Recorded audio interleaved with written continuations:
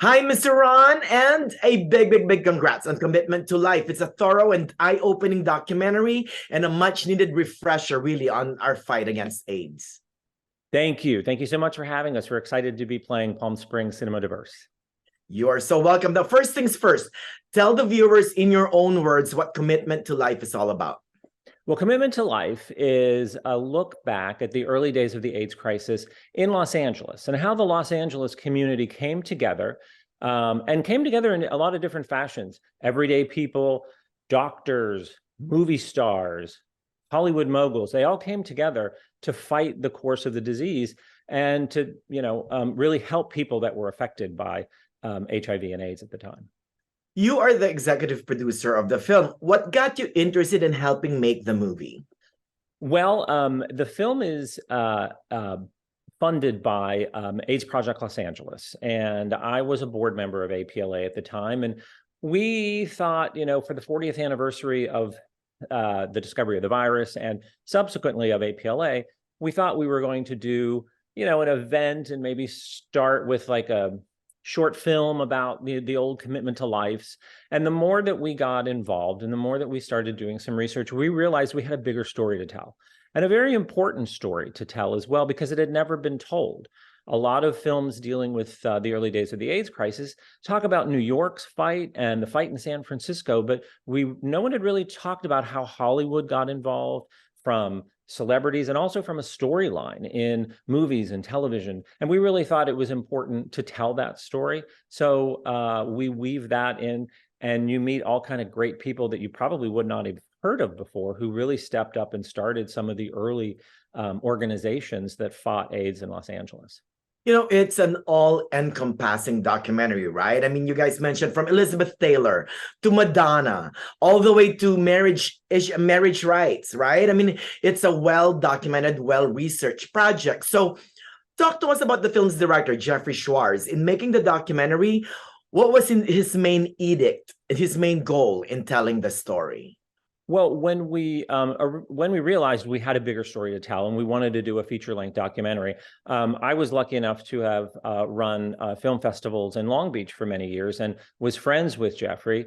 I believe Jeffrey is one of our better LGBT historians. He has done things like Tab Hunter Confidential and I Am Divine, Vito Russo. So when we were looking for somebody, I really thought Jeffrey was the person, and we brought him in and talked to him. Luckily, immediately he said, this is a story that I've been wanting to tell as well, being a kind of a LA transplant from New York and spending many of his formative years in Los Angeles.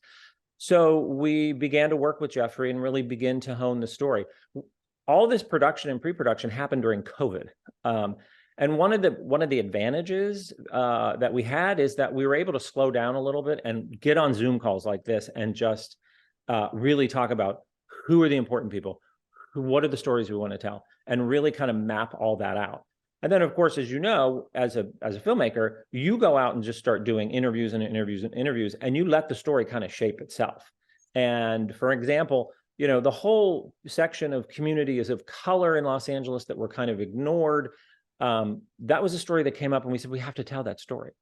We can't ignore it. So we were able to weave that in very nicely. And I'm very proud of that story as well, because early on, everybody thought AIDS was a white gay man's disease, but it, disproportionately affected people of color.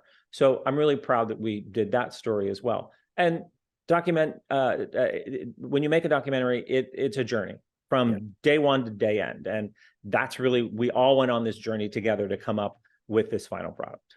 Thank you for touching upon that. The people of color, like, Catch One, or even Filipinos, my peeps.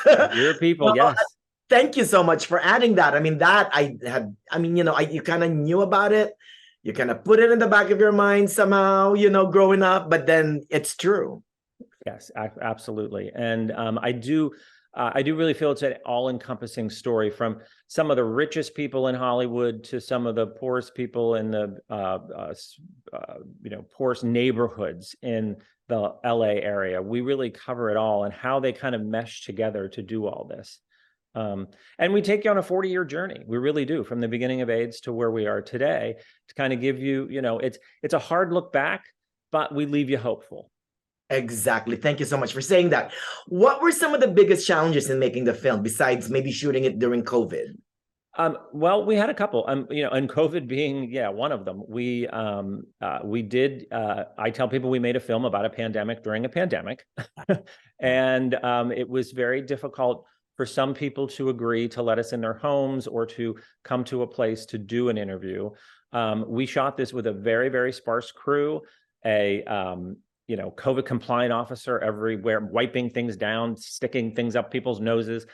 Jeffrey, our director, was encased in like plexiglass so that he would not, be in the same air as the interviewer. We did everything precaution that we could to do this. But some of the other kind of difficulties were a lot of people did not want to review this history from a PTSD kind of position. They were like, I can't sit and talk about this anymore. It's like I put that behind us. And some big names who we were hoping to get were like, I can't do this. Yeah. Well, but it must be talked about, right? It must be. Yes. And that's really what our goal of the movie is. It's like, it is a hard look back for, gay men my age and older. But it's also a really, really, really important educational tool for the younger generation. As the nurse in the film says, kids today take a pill to prevent a disease that they really don't know the history of, and they don't know what they're preventing by taking that pill and how horrible it was 35, 40 years ago. And, we do get those comments from younger folks as we're screening in festivals across the country. They're just like, wow, I had no idea.